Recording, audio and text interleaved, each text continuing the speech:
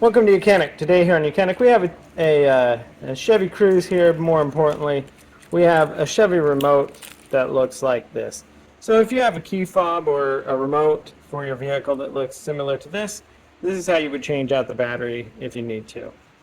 So we flip it open, and then all you got to do is just pop that cover off with where the key inserts there. We can pull that off, and then we need to push this key or the battery toward the emblem there. So whether you use a small screwdriver or pick tool, something there,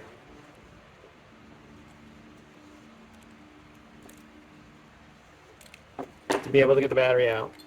Now we've got the battery out. Now we can get a new CR2032 to replace this battery and put a new one in it.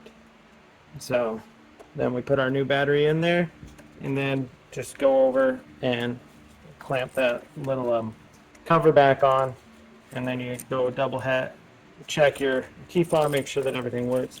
And so that's how you would replace the battery in a GM product vehicle with this type of key fob.